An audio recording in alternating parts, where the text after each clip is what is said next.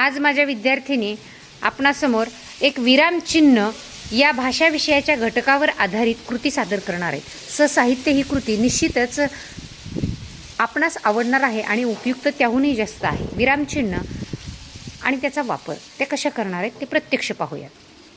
तुझे नाव काय? माझे नाव उद्गारवाचक चिन्ह। तुला कशासाठी वापरतात? आनंद, दुःख, आठवण, मनातील भावना व्यक्त करण्यासाठी माझा वापर होतो। तुझे नाव काय? माझे नाव एकेरी अवतरण चिन्ह। तुझा वापर कशासाठी होतो? एकाच शब्दावर जोर देण्यासाठी माझा वापर होतो। तुझे नाव काय? माझे नाव विकल्प चिन्ह। तुझा कशासाठी वापर होतो? पर्याय दाखवण्यासाठी माझा वापर होतो। तुझे नाव काय? माझे नाव अर्धविराम चिन्ह। तुझा वापर कशासाठी होतो?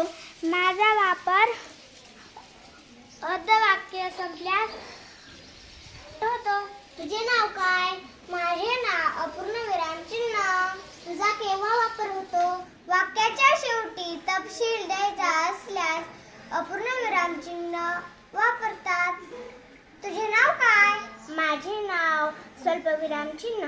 तुझा केव्हा वापर होतो? एकाच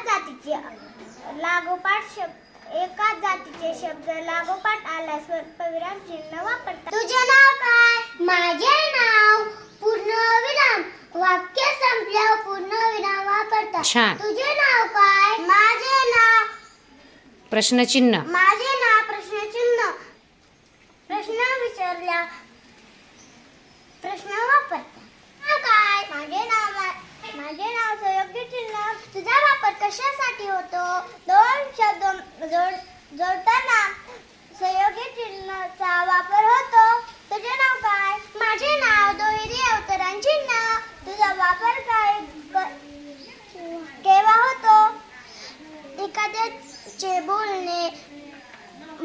बोलताना माझा वापर होतो।